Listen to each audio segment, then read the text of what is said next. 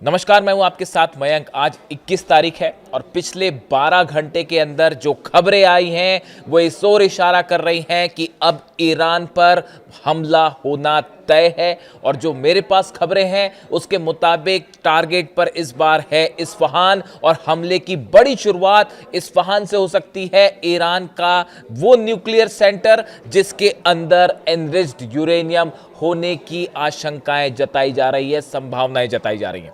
देखिए, 3 बैठक हुई। मैं आपको आज विस्तार से 2-3 मुद्दों पर बात करूंगा, लेकिन पहले 3 ऐसी बैठकें हुई हैं पिछले 12 घंटे के अंदर जिसपे ईरान पर हमले का प्लान तैयार हो चुका है। सबसे बड़ी बैठक हुई है ब्रैड कूपर और जनरल डैन केन के बीच। ब्रैड कूपर जो कि सेंटकॉम के चीफ है, जो हमले करती है यूनिट ईरान के ऊपर हमले करती है जो अमेरिकी सेना, सेंटकॉम जो है उसके चीफ, और दूसरे डैन केन जो chief of joint of staff है अमेरिका के।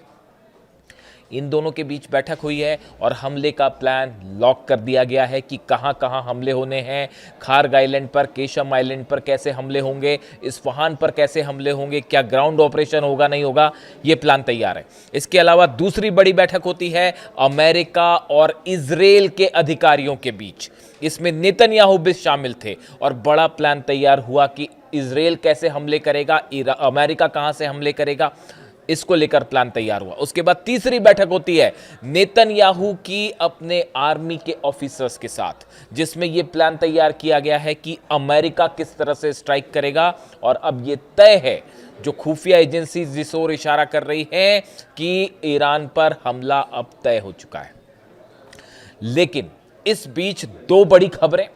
देखिए, आखिर इतना वक्त क्यों लगाया अमेरिका ने ईरान पर हमला करने को लेकर, एक बहुत बड़ा खुलासा हुआ है। जब ये जंग हुई, करीब 40 दिनों तक ये जंग चली सीज फायर के पहले, उस दौरान लगातार इस तरह की खबरें आई कि ईरान ने जो है वो अमेरिका के कई जेट्स गिरा दिए हैं। खबरें आ रही थी कि अमेरिका के 10 जेट गिरे हैं, फिर उसके बाद खबरें आई कि अमेरिका के 13-14 जेट्स गिर गए हैं। अमेरिका के अखबार, यूरोप के अखबार, हिंदुस्तान का मीडिया इस तरह के दावे कर रहा था कि 10 से 12 अमेरिका के जेट गिरे हैं। उस जंग के बीच में एकमात्र हिंदुस्तान का ये पॉडकास्ट चैनल, मैंने ये दावा किया था कि 25 से 30 अमेरिका के जेट तबाह हो गए हैं। आप मेरा वीडियो उठा के देख लीजिए। मैंने डंके की चोट पर यह दावा किया था कि अभी आप 25 से 30 गिरने की बात है, लेकिन जब यह जंग खत्म होगी उसके बाद जो आंकड़े आएंगे उसको सुनकर आप हैरान रह जाएंगे। और कल अमेरिका की कांग्रेस, मैं अब किसी एजेंसी की बात नहीं कर रहा हूं, अमेरिका की संसद की एक फैक्ट फाइंडिंग कमिटी जो थी, जो सर्च कर रही थी, उसने ये बात कही है कि अमेरिका के 42 जेट्स ईरान ने तबाह किए हैं इस जंग के बीच। ये दावा अमेरिका की संसद की वो कमेटी जो है वो कर रही है। रिसर्च सर्विस रिपोर्ट जो है उसमें आई है। देखिए खबर क्या है, देखिए, US congressional research service report acknowledged that 42 American aircrafts were destroyed और damaged during the war on Iran. America की संसद की जो कमिटी है, रिसर्च सर्विस रिपोर्ट जो दे रही है, इसमें यह दावा कर रही है कि 42 जेट अमेरिका के जो है वो हिट किए ईरान ने, और एक्चुअल नंबर इससे भी ज्यादा हो सकता है। मैंने आपको कहा था। देखिए, बड़ी सारी चीजें ऐसी होती हैं, जब आप जंग में किसी चीज का एनालिसिस करते हैं तो आपको बहुत सारी चीजों का डेटा अपने पास रखना पड़ता है। रडार्स पर कितने प्लेन फ्लाई किए हैं, कौन से सेंटर से फाइटर जेट टेक ऑफ कर रहे हैं, F-16 कहां से टेक ऑफ कर रहा है, F-35 कहां से टेक ऑफ कर रहा है, किस जगह पर ईरान के अटैक्स ज़्यादा हैं, कौन से बेसिस पर जो है अटैक, ये सब एनालिसिस करने के बाद इस तरह के जो दावे हैं मैंने रखे थे अपने पॉडकास्ट में कि 25 से 30 जेट ऑलरेडी हिट हो चुके हैं अमेरिका की, और ये संख्या बढ़ सकती है। और ये इस बात की मुहर है, अमेरिका खुद इस बात को मोहर लगा रहा है। बड़े सारे लोगों ने सवाल उठाए मुझ पर कि आप जो बात कह रहे हैं ये आप एग्जेजरेशन कर रहे हैं, बड़ा चढ़ा के आप बता रहे हैं, अमेरिका इतना पावरफुल देश है और ईरान कैसे उसे हरा सकता है, इतना नुकसान कैसे पहुंचा सकता है, आरजीसी के दावे गलत है, इस तरह के तमाम आरोप मेरे पर लगे। लेकिन आज अमेरिका की संसद की ये कमिटी कह रही है कि 42 जेट हिट हुए। खबर एक बार फिर सच साबित हुई। जब ये जंग शुरू हुई थी तब भी ये सवाल उठते थे कि आप जो है ईरान को बढ़ा चढ़ा के दिखा रहे हैं, आप ईरान कैसे मुकाबला करेगा अमेरिका। मैंने तब भी कहा था, बार बार मैं ये बात रिपीट कर रहा हूं कि शाहिद ड्रोन और ईरान की मिसाइल्स बेहद घातक साबित होंगी, और देखिए वही हुआ। और अब ये एक और दावा साबित हुआ है 42 अमेरिकन जेट्स का। दूसरी बड़ी खबर, ये तो अभी की बात है, ज्यादा पुरानी नहीं है। यूएई के न्यूक्लियर सेंटर पर, न्यूक्लियर प्लांट पर अबू धाबी में हमला होता है। इस हमले के बाद अगले दिन मैंने आपको वीडियो बनाया था, आपको याद भी होगा, अभी 2-3 दिन पुरानी ही बात है। मैंने वीडियो बनाया था, मैंने आपको ये कहा था कि ये हमला किसकी तरफ से हुआ है ये साफ नहीं है, ये फॉल्स फ्लैग ऑपरेशन हो सकता है। जो रडार्स बता रहे थे, जो चाइना से खबरें थी, सोर्सेस से बड़ी सारी चीजें होती है जो आपको एनालाइज करनी होती है। जो रशिया और चाइना के सैटेलाइट्स जो बात बता रहे थे, वो ये कह रहे थे कि सऊदी अरब का एयर स्पेस ट्रैवल करके ये ड्रोन्स आए थे जिन्होंने अबू धाबी में न्यूक्लियर प्लांट पर हमला किया। और अब ये बात निकल के सामने आ रही है, इस तरह के दावे ईरान कर रहा है कि ये हमले इजराइल ने करवाए थे।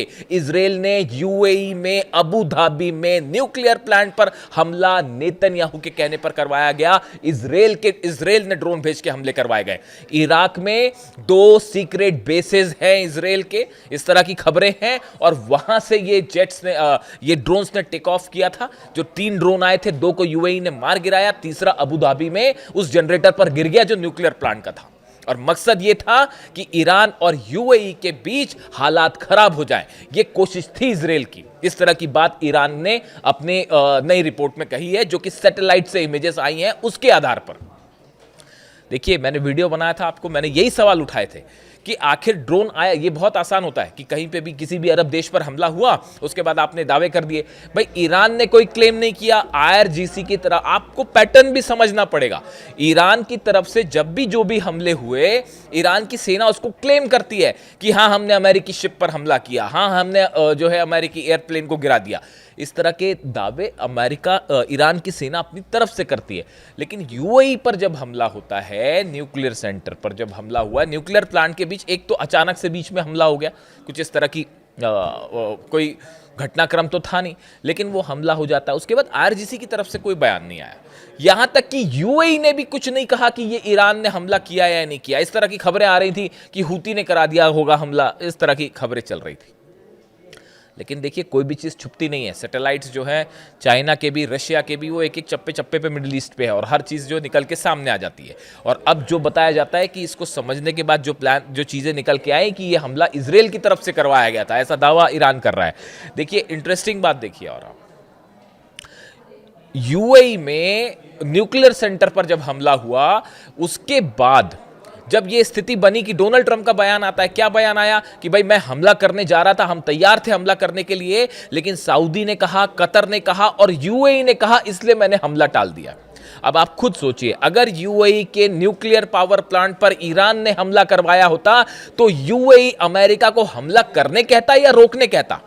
लेकिन यूएई की तरफ से बताया जाता है कि हमला रोकने के लिए कहा गया अमेरिका को।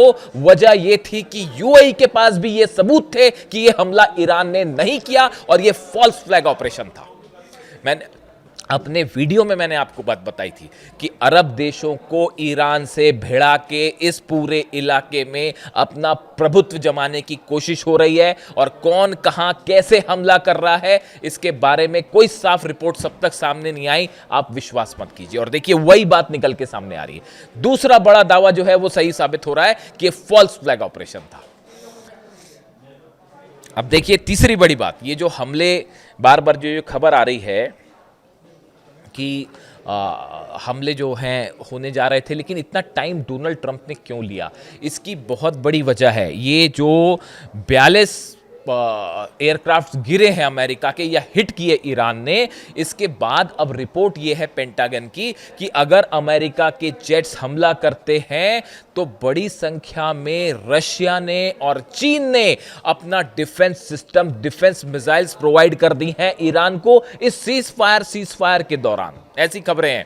और ईरान ने अमेरिकन जेट्स का एक एक मूवमेंट जो है वो समझने की कोशिश की कि अमेरिकी जेट जब हमला करते हैं तो वो कहां से टेक ऑफ करते हैं, कितना मिनट लेते हैं हमला करने में, उनमें हवा में रिफ्यूलिंग कब की जाती है, कितने समय तक फ्यूल अवेलेबल होता है, रिफ्यूलिंग कैसे होती है, कौन से जेट रिफ्यूलिंग करते हैं, जो जेट रिफ्यूलिंग करते हैं KC-135 वो कहां से उड़ते हैं, इन्हें राउंड अबाउट लेने में कितना टाइम लगता है, एक एक चीज की जानकारी ईरान के पास है। और पेंटागन को यह पता है कि अगर अब की बार हमला होता है तो हो सकता है ये 42 इस बार गिरे, अगली बार 100 से ज्यादा अमेरिकन प्लेन्स गिर जाएं। बिल्कुल आश्चर्य की बात नहीं होगी ये। एक एक चीज की ईरान ने एनालिसिस करके बैठा है। ईरान की अगर हमला होता है तो कैसे अमेरिकन जेट्स गिराए जाएं, और इसकी हरी झंडी जानते हैं आप कहां से आई है? बीजिंग से आई है। देश के दो शक्तिशाली नेताओं की बैठक होती है, पुतिन और जिनपिंग की। उसमें विस्तार से बात हुई है कि कैसे अगर अमेरिका ने हमले किया है तो अगर हमला करता है अमेरिका तो कैसे इस बार डोनाल्ड ट्रंप की एयरफोर्स को तबाह करना है। इसका प्लान बीजिंग में तैयार हो चुका है। देखिए, मेरे पास कोई सोर्स नहीं है इस बात को प्रूफ करने का। मुस्तफा खामेनी की बताया यह जाता है कि पुतिन और जिनपिंग ने इस मीटिंग के बीच में मुस्तफा खामेनी को फोन लगाया गया और यह तय किया गया है कि आगे क्या करना है। संभवतः एक खबर बाहर आएगी तो उसके बारे में हम डिटेल में ऑथेंटिक जैसी खबर सामने आ जाएगी तो बात करेंगे।